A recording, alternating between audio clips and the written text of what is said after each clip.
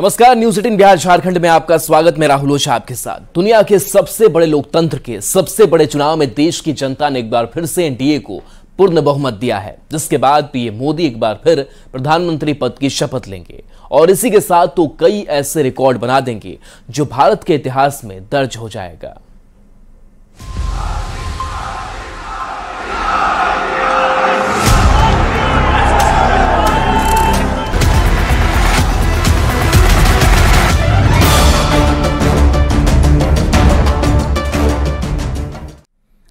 तो प्रधानमंत्री नरेंद्र मोदी तीसरी बार केंद्र में अपनी अगुवाई में सरकार बनाने जा रहे हैं। एनडीए की बैठक में उन्हें सर्वसम्मति से नेता चुन लिया गया।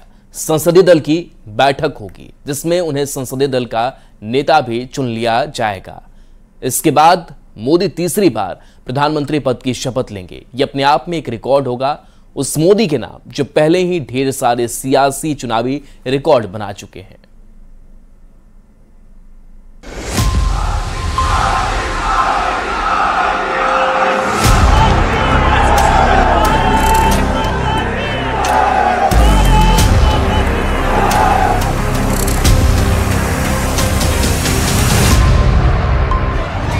नरेंद्र मोदी ऐसे पहले गैर कांग्रेसी नेता होंगे जो लगातार तीसरी बार प्रधानमंत्री पद की शपथ लेंगे।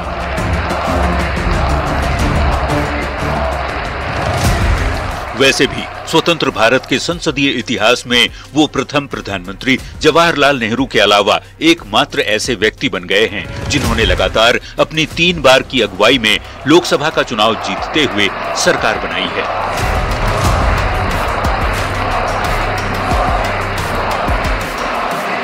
आजादी के बाद लगातार 3 बार प्रधानमंत्री के तौर पर शपथ लेने वाले भी वो तीसरे ही व्यक्ति होंगे। इससे पहले ये रिकॉर्ड सिर्फ पंडित नेहरू और इंदिरा गांधी के खाते में रहा है। लेकिन इस बार जी की बहुत कम इतिहास में ऐसा नहीं हुआ है, नेहरू जी को अगर छोड़ दें, कि तीसरी बार कोई थर्ड स्ट्रेट टर्म के लिए आए। ठीक है, बीजेपी की अपनी मेजॉरिटी नहीं है, लेकिन अभी भी एनडीए को कंफर्टेबल मेजॉरिटी है और ये नहीं भूलना चाहिए कि इन्हीं के नेतृत्व में, नरेंद्र मोदी के नेतृत्व में आई है। तो ये क्रेडिट तो जाता है उसका, उनका लाभार्थी योजना बोलिए, उनकी लीडरशिप पोटेंशियल बोलिए, तो सब मिला करके I think Modi has been a great factor in Indian politics. Indira Gandhi ने लाल बहादुर शास्त्री के देहांत के बाद पहली बार 1966 में प्रधानमंत्री पद की शपथ ली थी। उसके बाद 1967 के लोकसभा चुनाव के बाद और फिर मार्च 1971 में हुए लोकसभा चुनाव के बाद उन्होंने शपथ ली थी। जहां तक संसदीय और प्रशासनिक रिकॉर्ड की बात है, मोदी कई मायनों में बेहद खास हैं। वो बिना विधानसभा का कोई चुनाव पहले लड़े हुए सीधे मुख्यमंत्री की कुर्सी पर बैठे। 7 अक्टूबर 2001 को गुजरात के मुख्यमंत्री की कुर्सी पर बैठने वाले मोदी पौने 13 साल तक लगातार गुजरात के मुख्यमंत्री रहे और वहां से सीधे प्रधानमंत्री की कुर्सी पर बैठे। 1960 में गुजरात की स्थापना के बाद से वो एकमात्र मुख्यमंत्री रहे जिसने लगातार 4 बार मुख्यमंत्री पद की शपथ ली।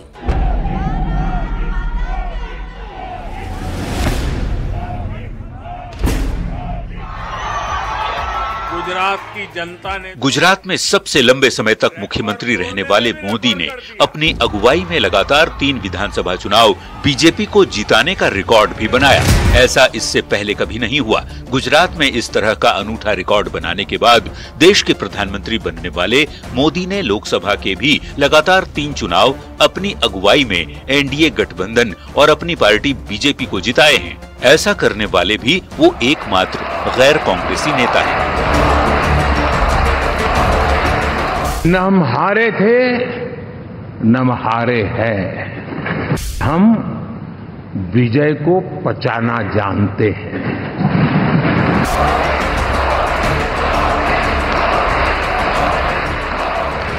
कांग्रेस में ये कीर्तिमान सिर्फ नेहरू के पास रहा है, वो भी उस कांग्रेस के नेता के तौर पर जिस कांग्रेस को आजादी के बाद के पहले 3 चुनावों में उस तरह से विपक्ष की चुनौती का सामना नहीं करना पड़ा था जैसा आज के दौर में है।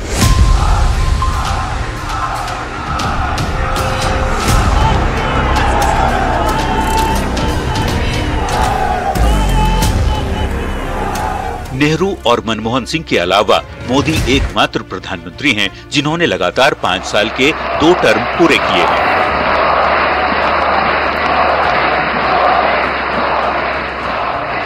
उन्नीस 1967 में प्रधानमंत्री बनने वाली इंदिरा गांधी ने प्रीवी पर्स मामले में पहले सुप्रीम कोर्ट में मुंह की खाने और फिर संसद में शिकस्त का सामना करने के बाद 5 साल का टर्म पूरा होने के पहले ही मध्यावधि चुनाव का रास्ता अख्तियार किया था 1971 की शुरुआत में।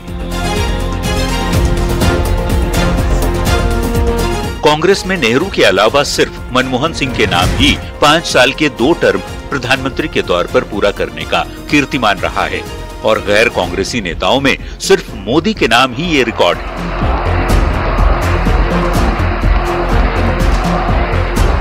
मनमोहन सिंह और मोदी में फर्क ये है कि मोदी जहां खुद लोकसभा चुनाव जीतकर और अपनी सीट को जिताकर पीएम बने, तो मनमोहन सिंह सोनिया गांधी की कृपा से। प्रधानमंत्री के तौर पर 2 टर्म पूरा करने वाले मनमोहन सिंह कभी लोकसभा में सदन के नेता नहीं रहे, क्योंकि उन्होंने लोकसभा का चुनाव नहीं लड़ा। वो सीधे जनता के बीच से चुनकर लोकसभा में आने का हौसला नहीं जुटा सके। संसद में वो राज्यसभा के रास्ते आए। अगर लोकसभा में सदन के नेता होने के साथ ही लगातार 2 पूरे टर्म करने की बात हो, तो नेहरू के बाद सिर्फ मोदी का नंबर आता है। इससे पहले 3 बार जब अटल बिहारी वाजपेयी की अगुवाई में जब बीजेपी की सरकार बनी 1996, 1998 और 1999 में, तब एनडीए को बाकी घटक दलों के भरोसे रहना पड़ा था। 1996 के लोकसभा चुनाव में बीजेपी को 161 सीटें हासिल हुई थी, तो 1998 और 1999 में 182 सीटें। देश के राजनीतिक इतिहास में नरेंद्र मोदी एकमात्र नेता हैं जो पौने 13 साल तक मुख्यमंत्री रहने के बाद बिना किसी ब्रेक के सीधे प्रधानमंत्री की कुर्सी पर बैठे और 10 साल तक लगातार प्रधानमंत्री रहने के बाद तीसरे टर्म की शुरुआत भी करने जा रहे हैं। नरेंद्र मोदी करीब 23 साल से लगातार सीएम और पीएम जैसे राज्य और देश के शीर्ष पदों पर बैठे हैं।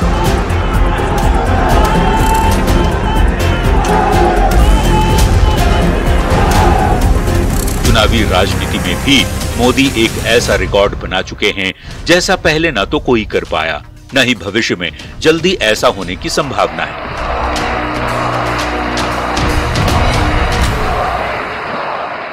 बतौर सीएम गुजरात में लगातार 3 विधानसभा चुनाव जिताने वाले मोदी लोकसभा चुनाव के मामले में भी हैट्रिक लगा चुके हैं। मोदी एनडीए को लगातार 3 बार सफलता दिला चुके हैं।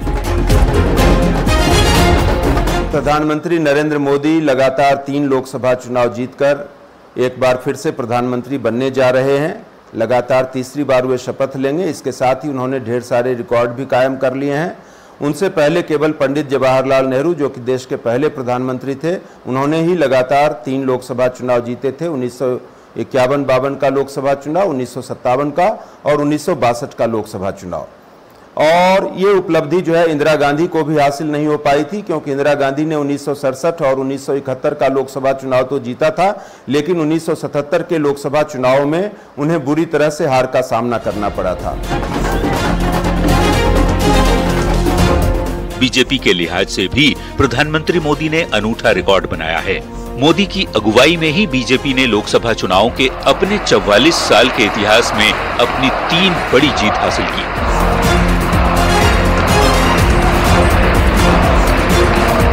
उन्नीस 1980 में बीजेपी की स्थापना हुई थी। पार्टी ने पहला लोकसभा चुनाव 1984 में लड़ा था, जिसमें उसे महज 2 सीटें हासिल हुई थीं। यही वो चुनाव था जिसमें कांग्रेस को तत्कालीन प्रधानमंत्री इंदिरा गांधी की हत्या की वजह से सहानुभूति लहर मिली थी और कांग्रेस पार्टी देश के संसदीय इतिहास में पहली और आखिरी बार 400 से अधिक सीटें जीतने में कामयाब रही थी। कांग्रेस को 1984 लोकसभा चुनाव में 404 सीटें हासिल हुई थीं। बीजेपी नेता लालकृष्ण आडवाणी ने सहानुभूति लहर की वजह से कांग्रेस को हासिल हुई इस ऐतिहासिक जीत के कारण ही इन चुनावों को शोक सभा का चुनाव कहा था। मैं 1980 से पीछे ले चलता हूं। जब भारतीय जनसंघ था 1967 में तो कम्प्लीटली अनटचेबिलिटी इसकी खत्म हुई, जबकि कांग्रेस की सरकार को 9 राज्यों में गिरती है और बिहार में भी भारतीय जनसंघ और मिल करके सरकार बनाते हैं, सोशलिस्ट की सरकार बनती है। तो वहाँ से इसकी जर्नी देखिए। उसके बाद जिस प्रकार से वो LK आडवाणी का मैनेजमेंट है और उसके बाद फिर जो नरेंद्र मोदी का अराइवल होता है सीन पर और जिस प्रकार लेके चलते हैं, तो आई थिंक ग्रेट सक्सेस। इसमें कहीं ना कहीं अब वीक अपोजिशन का भी रोल देखता हूँ।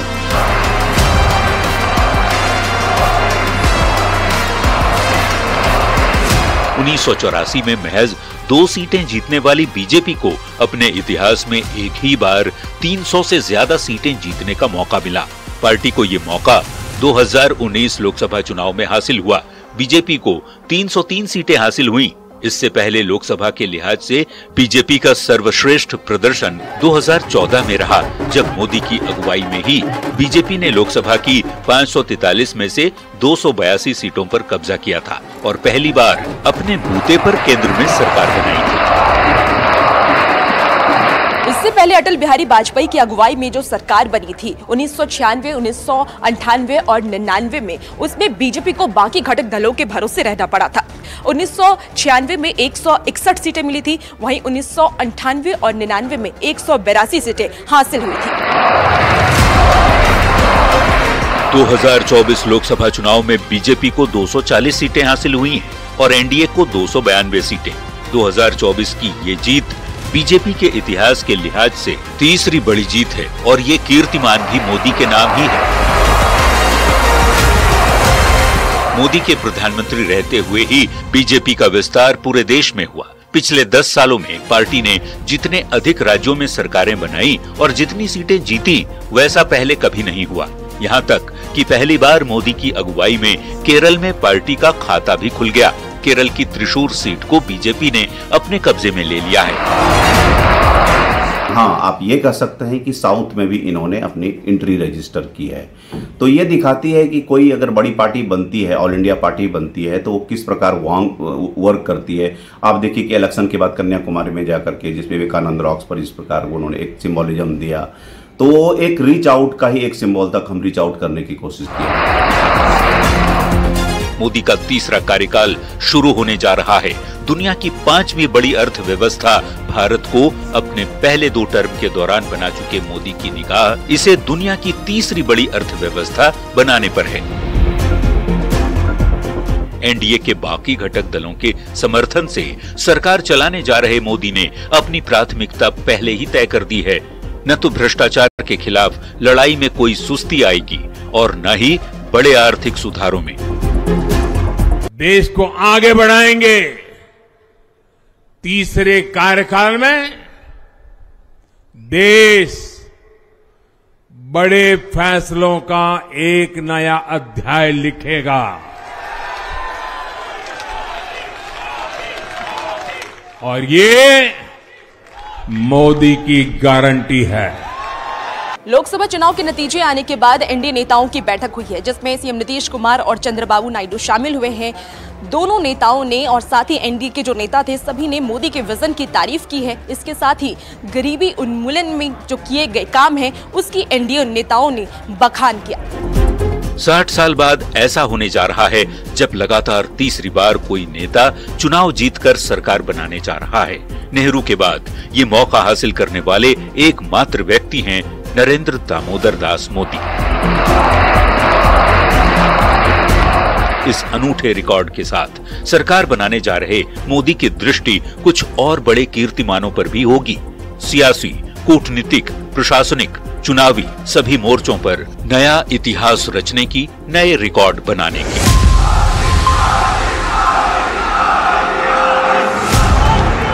वैसे इस मोदी काल में कांग्रेस भी एक नया रिकॉर्ड अनचाहे ही बना चुकी है। मोदी के कारण ही केंद्र की सत्ता से सबसे अधिक समय तक दूर रहने का। मोदी राज से पहले वो अधिकतम 8 साल तक सत्ता से बाहर रही थी, वर्ष 1996 से 2004 के बीच। लेकिन मोदी राज में उसका इंतजार 10 साल लंबा हो चुका है और कितना लंबा होगा ये उसके नेताओं को भी पता नहीं।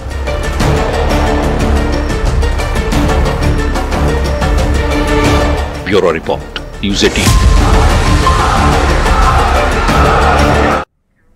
एनडीए की नई परिभाषा और नया लक्ष्य को लेकर पीएम मोदी की तीसरी पारी शुरू होने वाली है। उनकी खींची लकीर बड़ी भी है और बुलंद भी है। ये रिपोर्ट देखिए।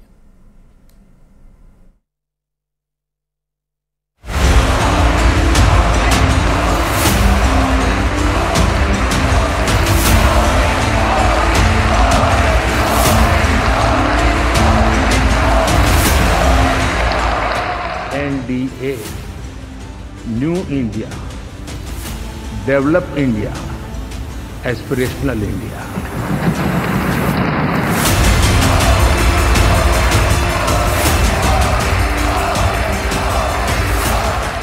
एनडीए की नई परिभाषा और नए लक्ष्य के साथ शुरू होगी मोदी की तीसरी पारी।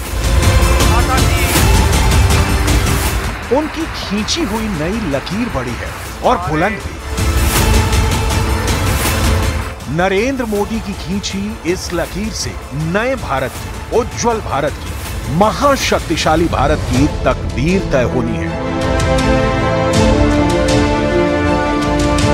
भारत का भाग्य 5 साल मोदी नीति से तय होगा। लगातार तीसरी बार ताजपोशी से पहले नरेंद्र मोदी ने दुनिया को बता दिया है कि वो 5 साल में भारत को कहां से कहां ले जाएंगे, कैसे ले जाएंगे। नरेंद्र मोदी की तीसरी पारी अद्भुत होगी, अनोखी और अविश्वसनीय भी।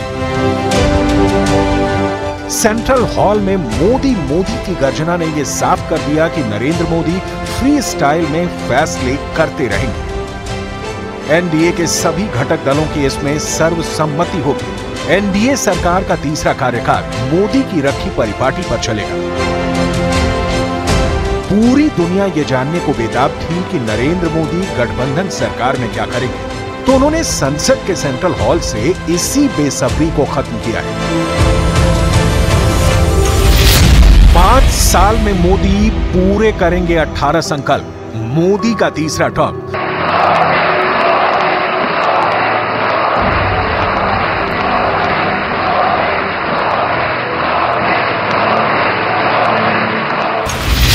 रोजगार से रिफॉर्म तक अब झुकेगा चीन यूएस।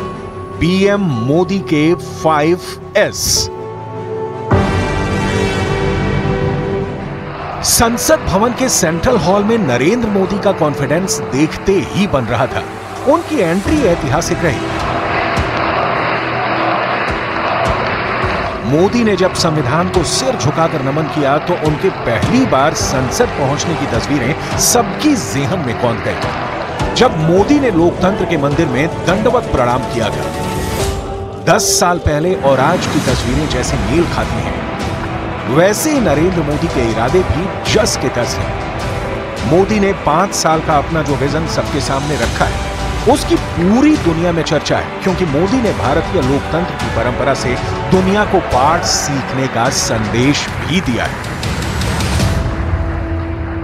लेकिन हिंदुस्तान के इतने महान लोकतंत्र की ताकत देखिए कि एनडीए आज देश में 22 राज्यों में लोगों ने उनको सरकार बनाकर के सेवा करने का मौका दिया। मैं बहुत जिम्मेवारी के साथ कह रहा हूं, अगले 10 साल में हम विकास का नया अध्याय लिखेंगे, गुड गवर्नेंस का नया अध्याय लिखेंगे, जनता जनार्दन की भागीदारी का नया अध्याय लिखेंगे और सब मिलकर के विकसित भारत के सपने को साकार करके रहेंगे।